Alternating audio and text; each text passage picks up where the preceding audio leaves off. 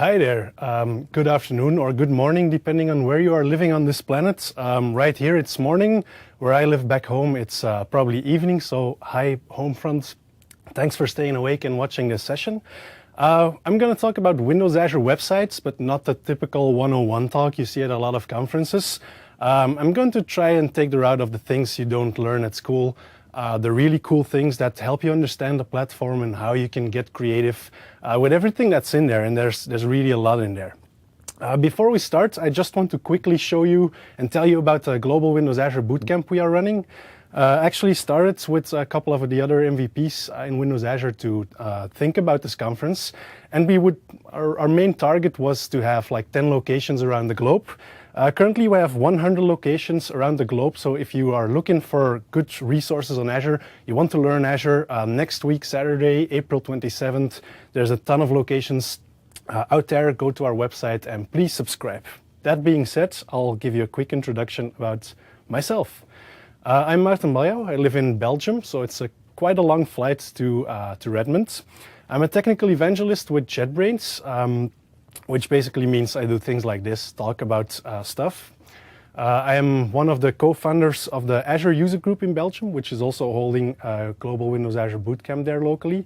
And my main focus has been and will probably always be everything related to web. So ASP.NET MVC, ASP.NET, well, not web forms, but Singular, Windows Azure, everything related to web in the broad sense of the word. But my big passion really is Windows Azure, and that's why I'm here. You can find my blog as well. I try to blog about all these topics quite regularly there. And you can follow me on Twitter as well, so feel free to go there and see whatever I have to say. Sometimes it may be useful, sometimes not. Also, if you want to buy me a beer, you can come over and buy me a beer here, but I've also written a book on NuGets, and feel free to just go there and make sure I have a beer whenever they pay royalties. So the agenda for today, I'll first give you a real quick overview of Windows Azure, so a quick 101 on what you can do with the platform there. Then we'll talk a bit about the architecture of Windows Azure websites. Quite a disclaimer there, I'm not sure how it all works, but taking in all the clues from the different conferences that have been around, taking in clues from all the open source projects Microsoft has running, I think I came up with a quite good approach to what the architecture looks like currently. Then I'll talk about Project Kudu, which is the open source engine behind Windows Azure websites, and then we'll go nuts and do some kung fu with Kudu. So, Windows Azure websites. By the way, before we start, I see that I have a question on when Windows Azure websites will support SSL. If you look back at the keynote Scott Guthrie did, he said like soonish, so I'm not sure about the date, but it will come apparently, so it's on the roadmap. So let's dive into Windows Azure websites right now. This is the main marketing message, but the idea is you can start simple. You can just go to the portal.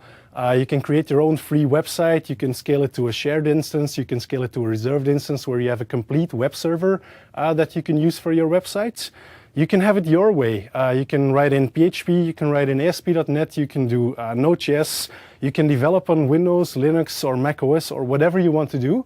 And it's really easy to go live there. So you can just create a new website in a portal, deploy your website there, or select a website from the gallery, and you are live, and you will enjoy what you can do with Windows Azure websites. I'm going to give you a quick demo about this, and we'll have a look at how Windows Azure websites works.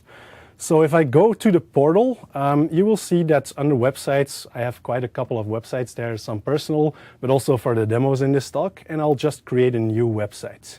So I can select the quick create option where I can simply specify the host name I want to use and where I can get started with this entire website. But in this demo, I'll just create a new website from the gallery.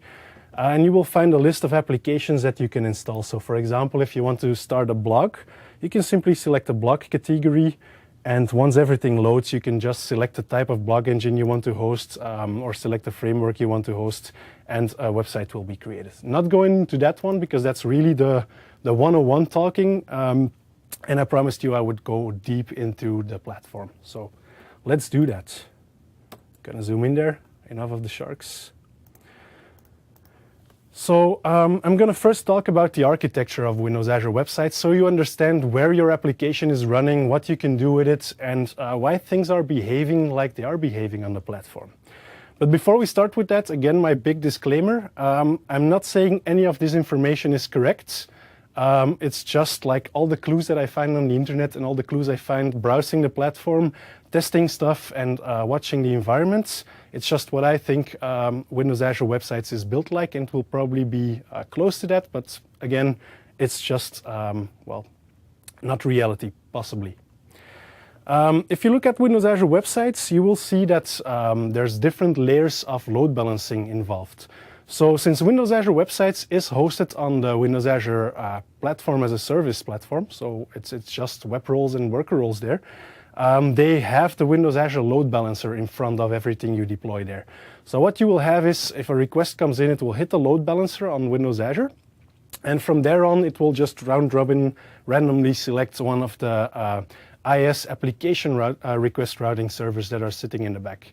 So IIS application request routing, if you don't know this, it's a reverse proxy kind of service you can install into IIS servers, and that you can use to proxy servers to a backend server.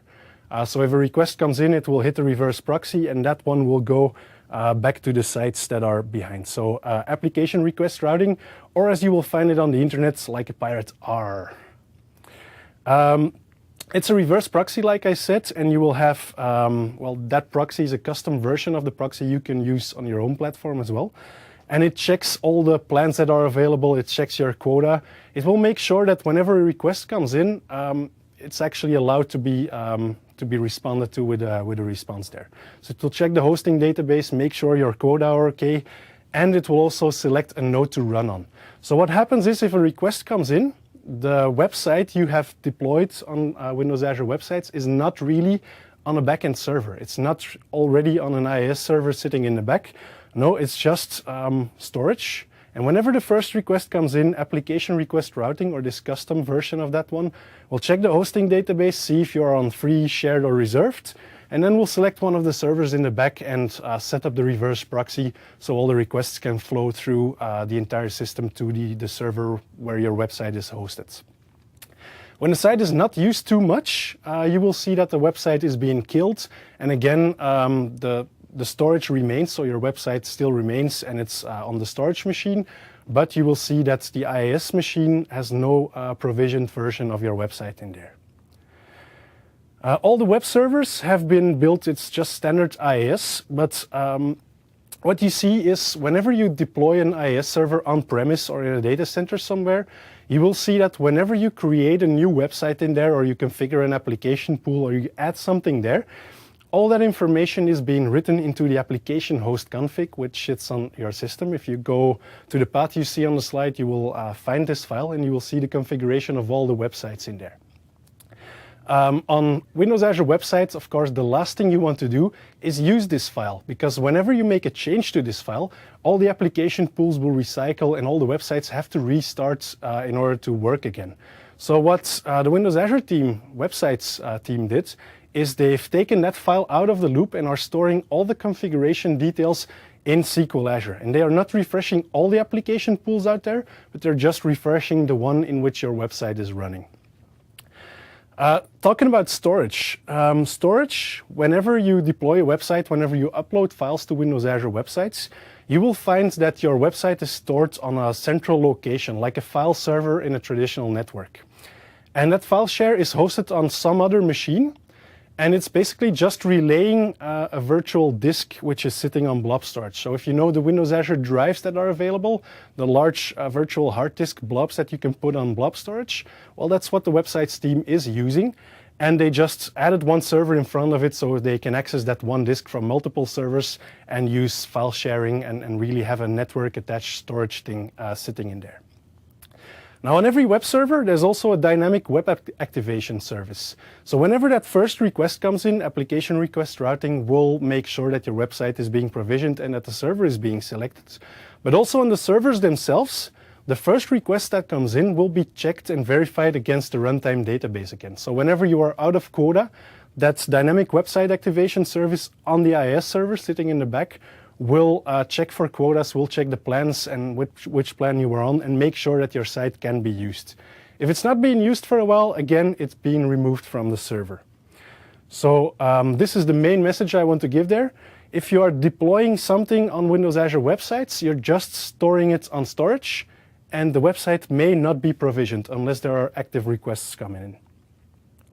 So the first request coming in will hit the load balancer in Windows Azure, just platform as a service type of load balancer, and that one will randomly select one of the IaaS application request routing servers sitting in the back.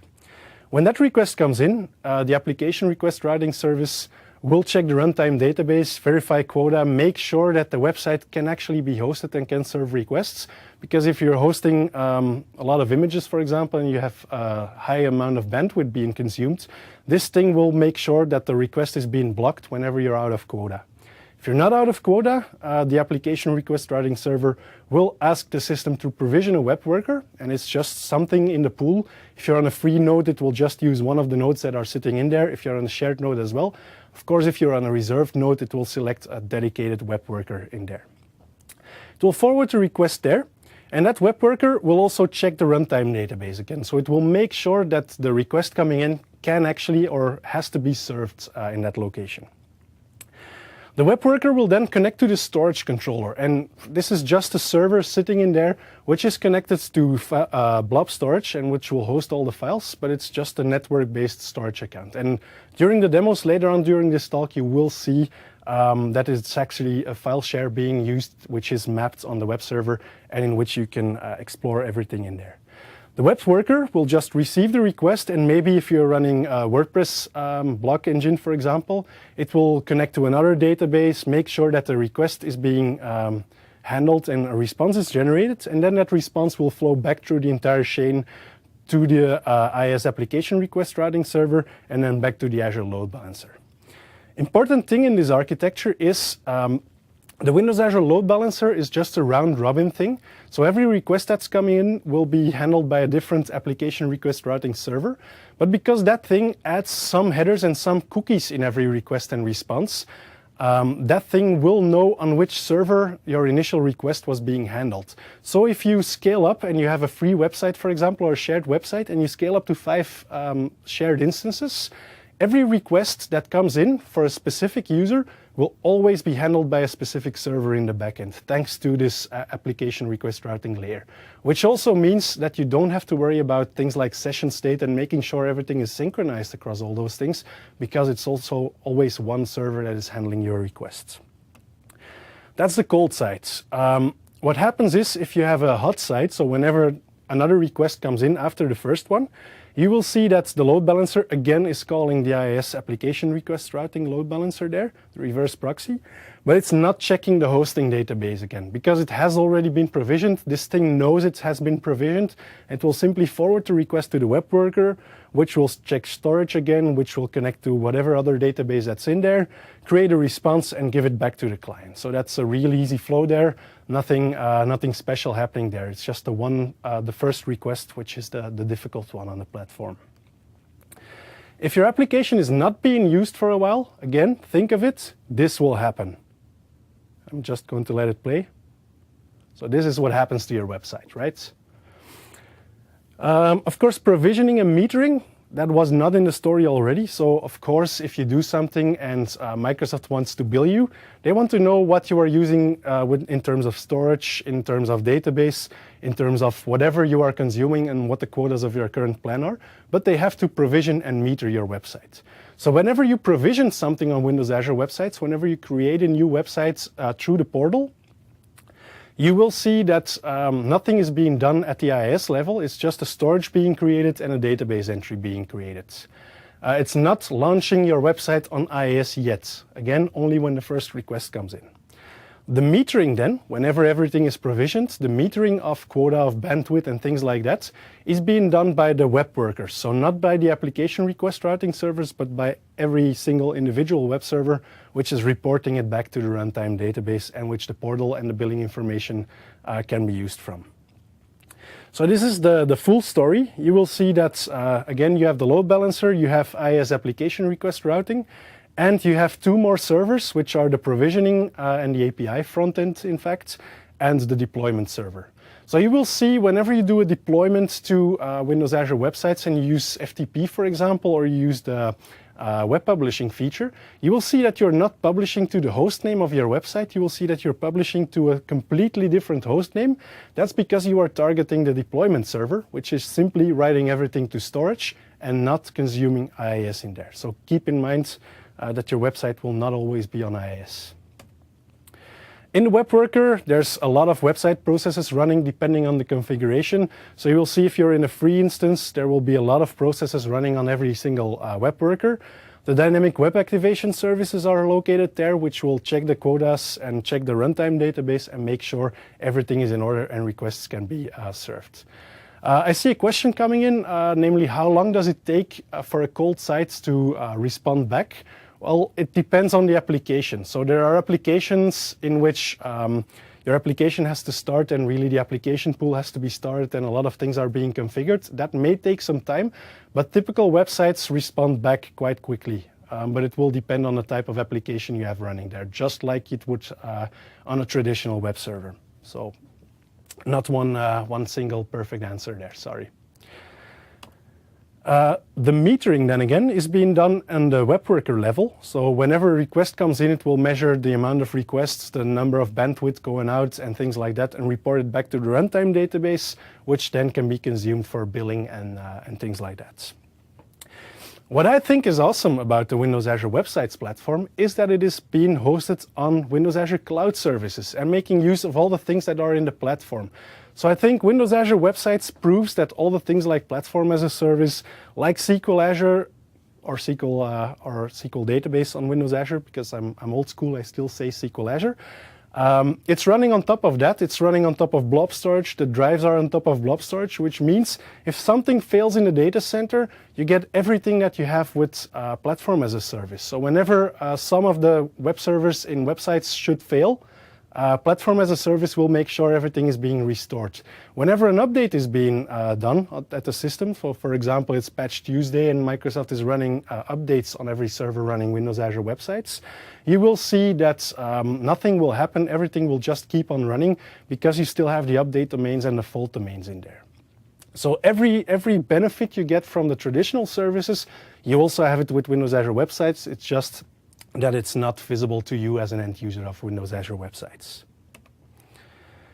So let's find some proof about everything I've been telling you, and let's have a look at the platform and try and find some clues about the things that I just showed you.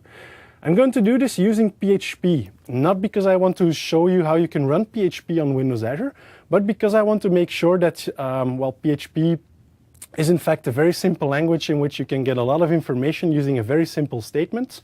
So I'm just going to make use of a PHP script there. Going to create a new project and let's call it AzureConf demo. And in that project, I can use the command line tools. So Scott Guthrie already mentioned in the keynote that you have a PowerShell commandlet that you can use to instruct everything you typically do to the portal. But there's also a Node.js version of those tools, and you can just invoke them from wherever you want to do. So command line from within your IDE, etc. So let's create a new website. Azure site create, let's give it a name. AzureConf demo. The location of it will be West US. And I want to have Git deployments. Let's see if that command is correct. I'll give you a quick view of the command. So just Azure site create, and let's go there. And I'm going to run this, and it will take a while because it's provisioning a new website on Windows Azure, and we have some time for some questions in there. So what happens to my in-memory stuff, stay static variables, when the app is unloaded? Is it as if an app pool reset happens? Yes, it will be like that. So whenever you have a website running on Windows Azure and the application pool is being recycled or your website is being taken down from the IIS server, it's exactly the same principle like an application pool reset. So yes, that will be the same thing. What happens with multiple shared instances when content is uploaded via HTTP, as in the case with WordPress? That's a good question. So since you have the shared folder in which websites are running, whenever you upload something there, say with WordPress you have a file upload coming in there, Every server will be sharing that same network attached to Drive within the Windows Azure network, and every server will simply write their content to the same location in Start. So whenever you do a file upload, for example, it will just end up there, and every server will have immediately access to that one file in there. So I hope that answers your question, Jason. So I was creating a new website command line. I have to give my username there, and it will create the websites. And I can immediately configure my Git routes. So let's add that one there. And let's add a new file as well. So I'm going to create a new PHP file. Call it index.php because that will be the first file that is being served by the server. Going to add it to my Git, remove some of the code, and use one very simple statement, namely php info. Again, I told you PHP is a very simple language to do things like this. This thing will give me an entire overview of everything on the server, as we will see in a minute. So I'm going to commit this stuff to the server. Let's say initial commit. I'm going to disable those things, and I'm going to commit and push using the Azure origin and push. And what you will see in the portal is that that website is created, so the AzureConf demo. And under deployments, you will also see that the deployment should be running there, that I've just triggered from within my IDE. So I still have to give my passwords, apparently.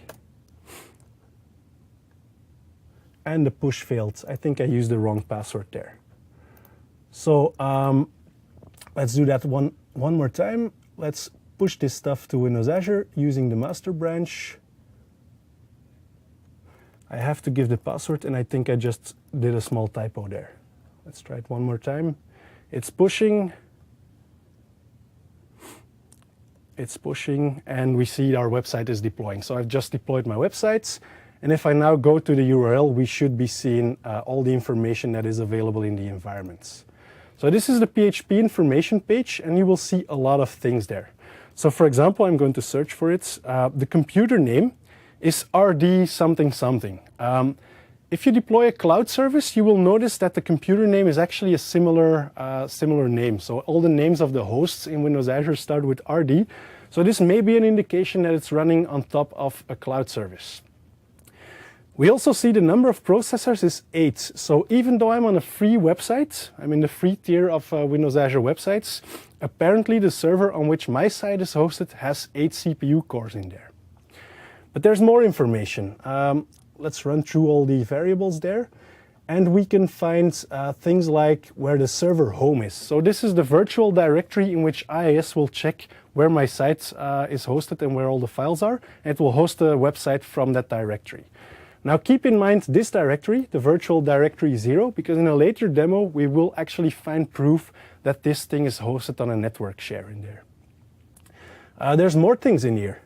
So for example, where is the one? There it is. The HTTP X forwarded 4. This is a HTTP header which is being added by IIS application request routing. So my IP here locally within the Channel 9 studios is this 131 IP address you see in the value. And application request routing is simply adding that header and sending it off to the server running the website. You also find things related to application request routing. So the log ID, for example, is being used to correlate all the requests and the responses coming in and out of the load balancer in there. So there's actually quite a lot of proof simply in the environment of the application in there. But let's move on and do something else. If you need more proof, so this was a meager proof, there was some proof in there that application request routing was being used, there was some proof in there that cloud services were being used.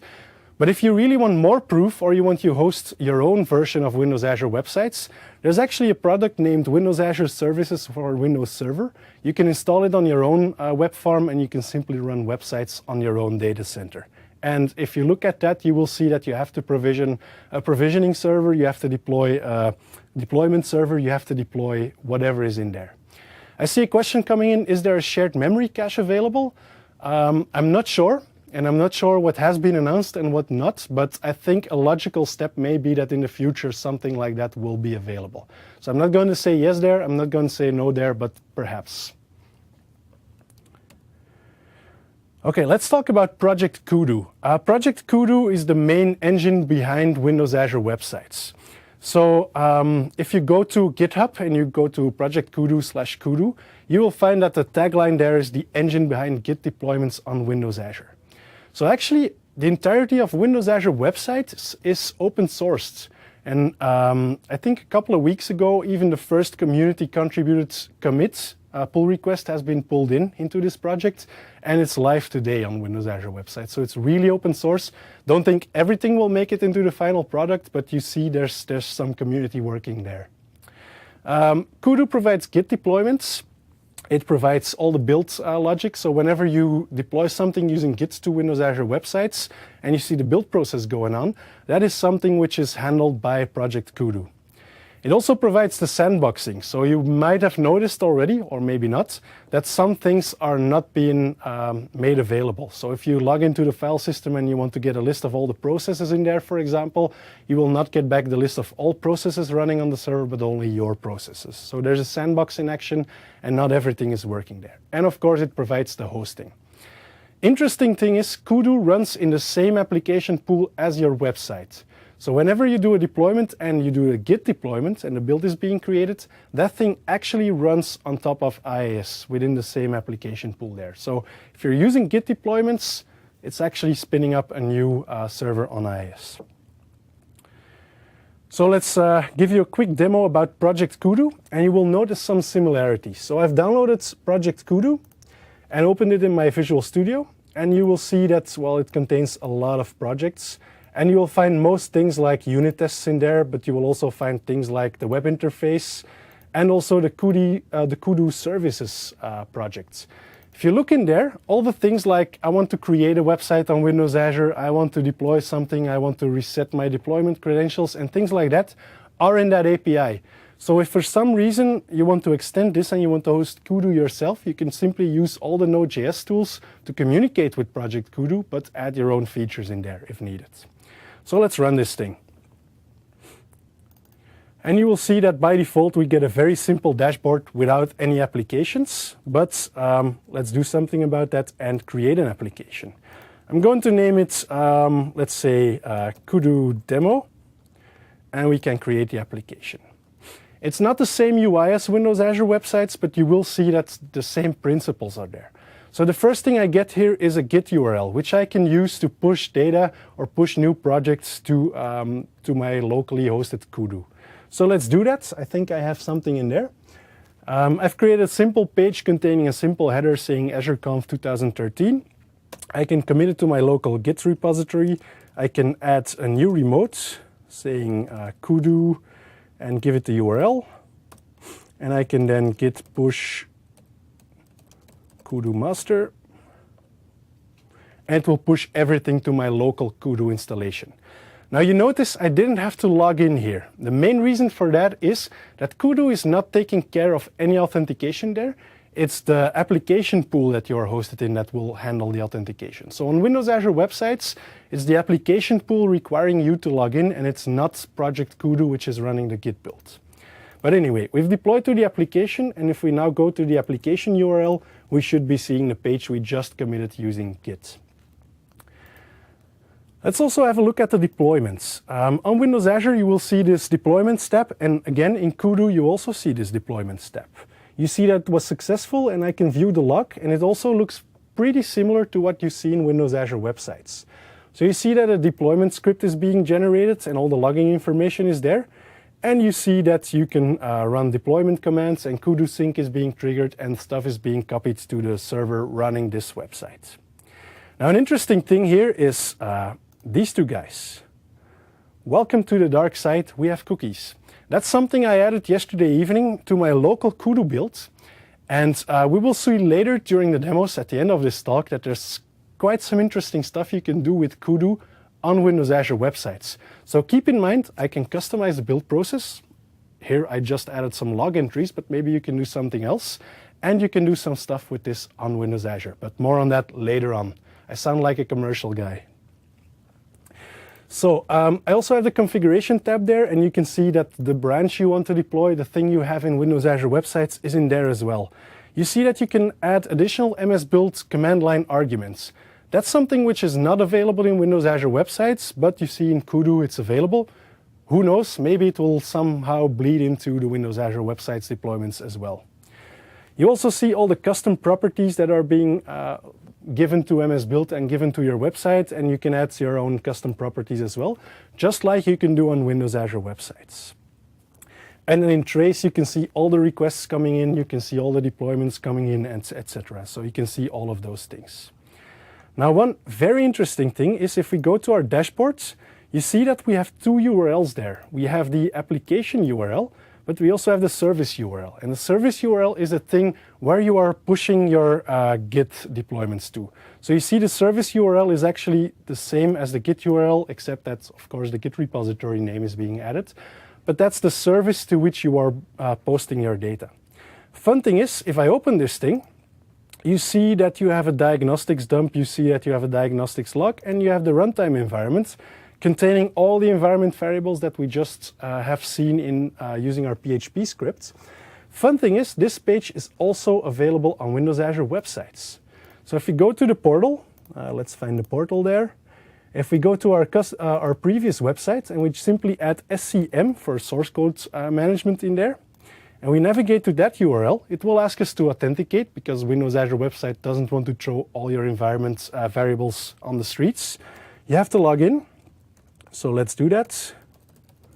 And you see that I typically have to switch between AZERTY and QWERTY keyboards. And you will see that's the exact same page, except it's a different build number, of course, but you can still see the runtime environment you have on Windows Azure Websites. You see that I'm using local Git for deployments. You see that there's a connection string being generated and things like that. So if you populate that connection string, you will find it here as well. So that's why you probably don't want this thing out on the streets without any authentication. So that's Kudu. And you see a lot of similarities with Windows Azure Websites there. Now let's do some Kudu Kung Fu and see what's possible when making use of all the features that are inside Kudu. So let's start there and do something with application log streaming. That's a very interesting one. If we go to the portal, and I've created a website there called AzureConf logging, you will see that you can simply go there and nothing fancy is happening. It's just showing you a H1 header saying logging. Now what's happening under the covers is this thing. Let's find it there. Logging. What's happening is whenever you load the page, I'm just writing some stuff to the console trace. So I have a trace.writeLine and a trace.trace information. Nothing is happening. This thing is not being written anywhere, except if I enable it through the portal. So if I go to the Windows Azure Websites portal, go to the Configure tab, you will find the Application Diagnostics tab there. So you can enable Application Diagnostics and specify the logging level you want to have. So for example, verbose. Whenever you enable this, it will be enabled for the next 12 hours, unless of course you disable it manually. But the interesting thing is that we can now hook into the diagnostics trace and find everything that is generated by our code in there without doing any modification, just simply write to diagnostics trace. Let's have a look at that. I'm just going to copy the name of the website there. And if I say Azure site log tail for that website, you will see that it's connecting to Windows Azure. And it will check that whatever log is being generated there. So it's enumerating the sites and making sure, I think I did a wrong thing there. It's Azure sites log. Let's have a look at the information there. Azure site log tail and then the name of the site. So let's do that again. AzureConf logging. It should be working, but in case it's not, let's just move on. It's not working apparently. The main reason is why it's not working. The thing that would happen if I got this to work and I had the command right, and I actually copied it somewhere, so let's give it one more go. What will happen is it will connect to the Windows Azure log streaming service on Windows Azure Websites and then retrieve all the information that is being logged by the website. So whenever something happens on the website, whenever you write something to the diagnostics log, this thing will fetch all that data in a live fashion. So it's just like you get a log stream, and whenever something is being added, you will immediately see it on this log tail. So apparently it didn't work. So let's move on to the next demo. But it's actually a quite cool feature, of course, if it works, in which you can even define the logging level. So if you're only interested in errors, you can just specify it through the portal and see whatever is going on or not going on there. Okay, the log streaming by default will give you the log tail of just simply the one site that you are working with. And I think I found the error here. I think it's just Azure log tail. So I'm going to try it one more time. Should be site log tail. No, okay.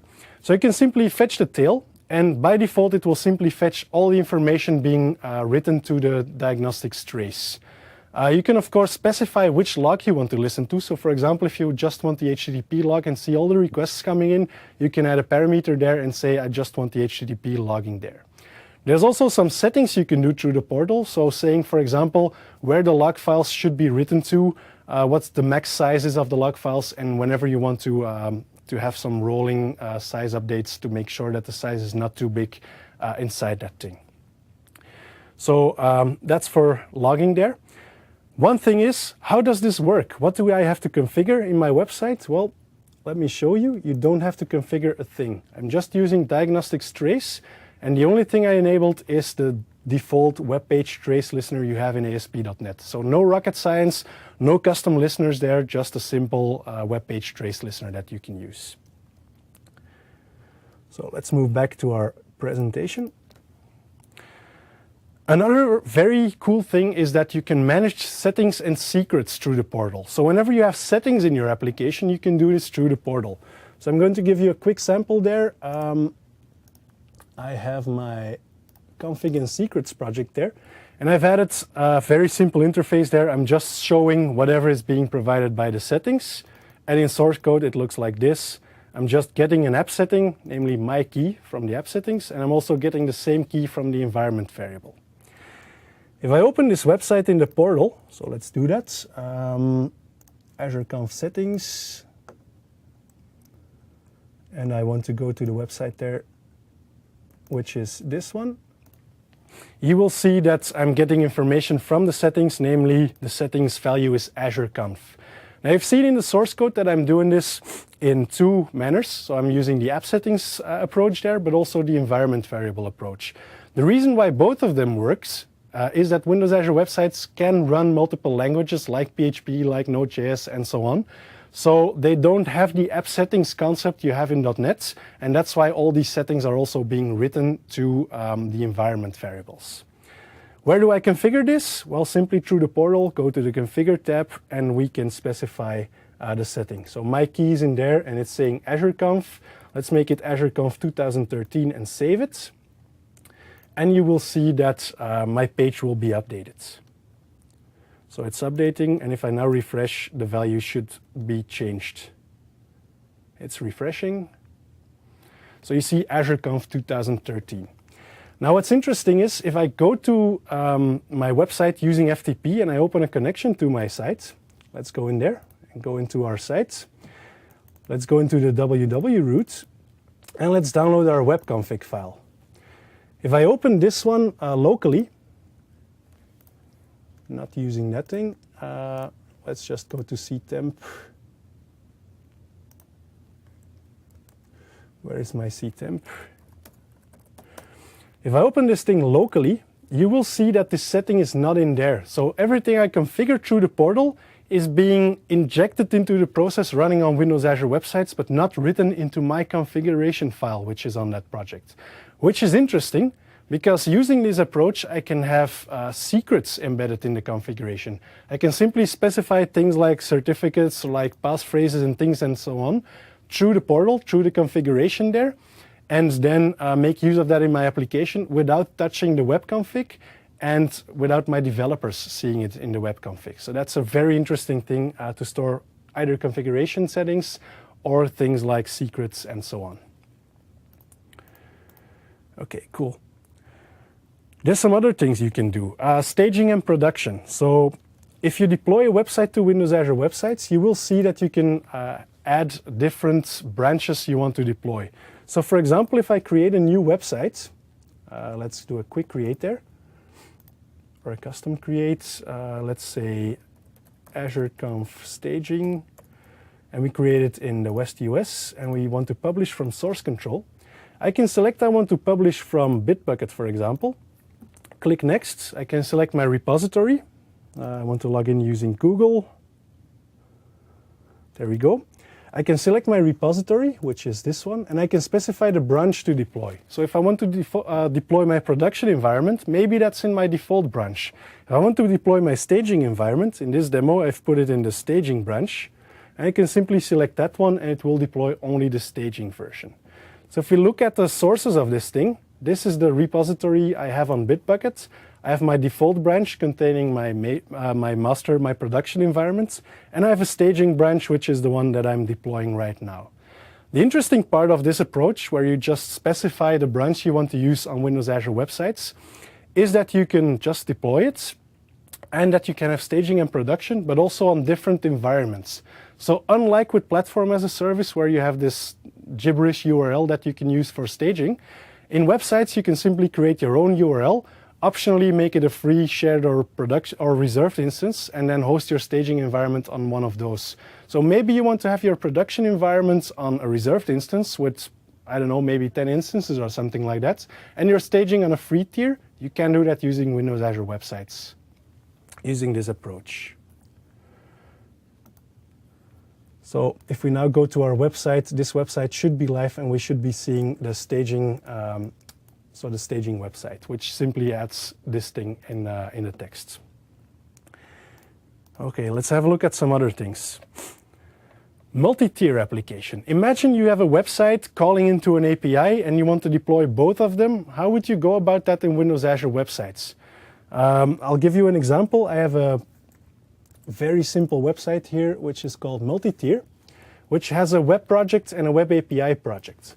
What will happen if I deploy this website to Windows Azure websites? Well, since this one is the first in my solution file, my website will be deployed and not my web API. So how can I go about deploying the web API instead? Well, there's some tricks you can do, and those are actually explained on the Kudu website as well. I can simply open my solution folder there. So I can open my folder in File Explorer, go to the multi-tier location, and in there, I think I have a node console in there as well. I can simply notepad into a .deployment file. So this .deployment file, which wasn't in there yet, is a file in which I can specify some things. So for example, I can add some configuration there and say that the project I want to deploy is my multi-tier.webapi/multi-tier.webapi.cs project. If I now push this using Git, what will happen is Windows Azure websites will not deploy the website, but it will deploy the web API to my project, which is an interesting thing you can do. Not going to show you because I'm running out of time and there's some really cool stuff coming up. But remember, you can specify the project in there that you want to deploy. One remark there. It's either the web API or the website. Using this approach, you cannot specify which one you want to deploy on a different website. So if you have the web API in that configuration file and you deploy it to two websites, it will be twice the web API that you have deployed. So if you want to deploy the web API and the website into a different website on Windows Azure websites, you can do so using build customization. And that's one of the next things I want to show you.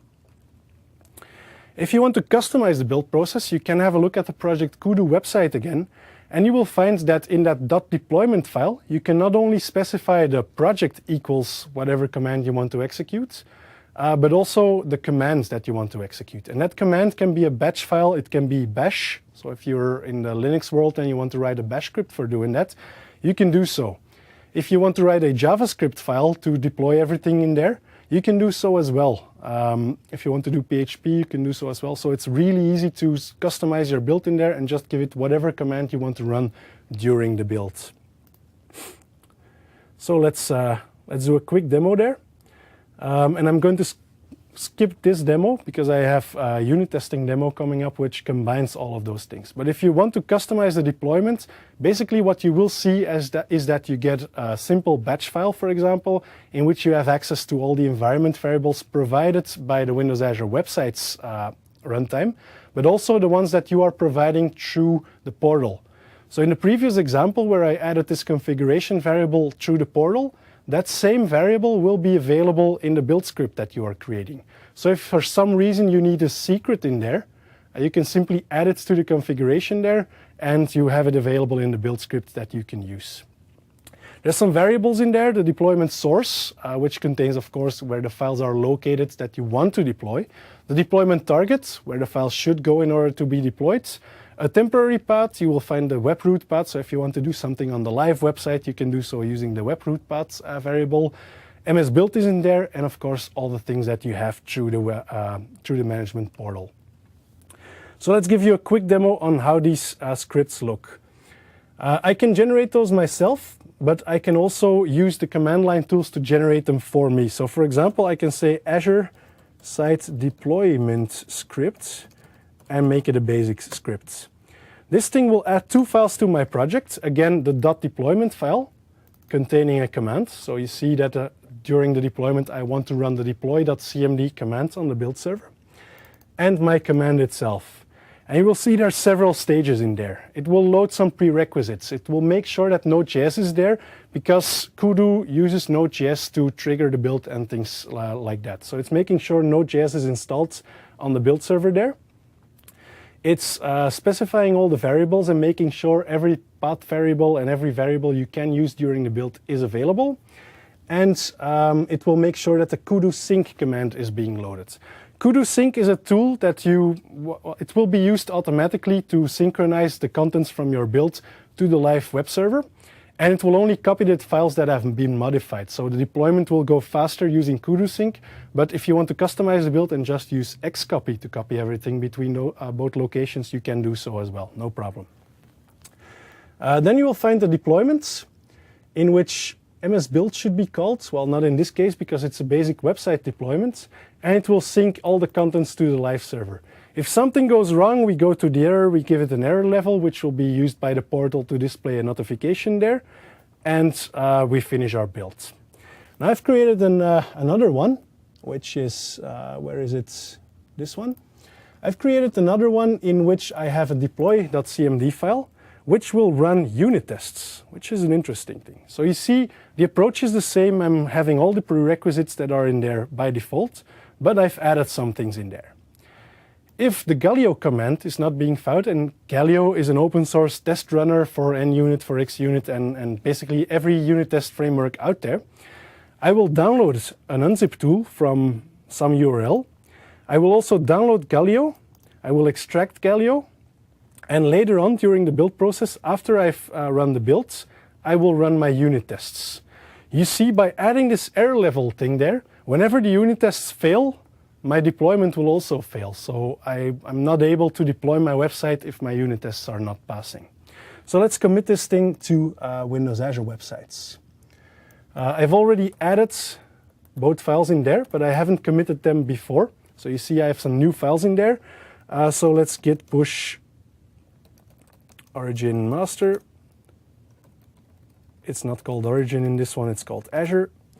I'm pushing to git, and you will see that after entering my password, all the steps described in this build script are also being shown in the build log here.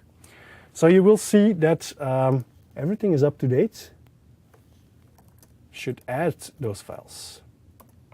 So git commit -a -m added unit tests. Let's push to Azure. Let's give it the password again. And you will see that now things are happening. It's copying the files using git to Windows Azure. And you see that everything in my build script is happening. So it's making sure kudu sync is installed. You see that in the build log, I'm also installing kudu sync. So those things are happening right now. It's installing kudu sync. It will take a while. And once that is done, you will see that all the other things in my build script are being executed as well. So once kudu sync is installed, let's hope that doesn't take too long. We'll just wait for it a couple of seconds. It does take a while. You will see that things are happening. So in here, you see that, let's grab that screen. You see that I'm downloading this unzip tool. So in my build script, I defined that an unzip tool should be downloaded. Well, it's doing that right here. It's also downloading Galio. It's extracting Galio apparently right now. It's handling the .NET Web Application deployment, so creating a build of my project. And whenever that is finished, it will trigger the unit test runner. So it's copying all files to a temporary location right now, and Galio is being run. So you see that I'm running my unit tests during the build process there. Finished successfully, deployment successful. If I go to the portal, if I find it, if I go to the portal and go to my unit test project, which is this one, and I go to deployments, you will also see all those steps in the build log in there. So let's make a failing unit test in our project. Let's change something. And for example, assert that false equals true. Let's commit that stuff to Windows Azure.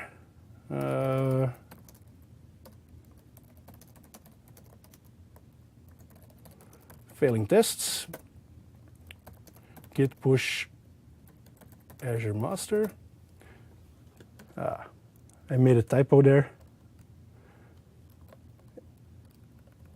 Sounds like lead speak, no? So push to Azure. I'm going to push. I'm going to provide the password again. Now you will see that the build this time is different. Before it was downloading Galio, it was downloading the unzip tool. You will see during this build that my zip tool is already available on the server. It's already downloaded Galio as well, so it's not downloading it again. And you will see that, well, basically it's skipping those steps. Main reason for that, again, is that all websites are being hosted on one central file storage location, and that we can use that in our builds as well. So it's installing Kudu. Apparently the installation for Kudu is not that intelligent and installs it every time, which may be a good thing because probably you want to have the latest version of Kudu Sync anyway. So I'm running unit tests now. You see that the tests are failing and that my build has failed.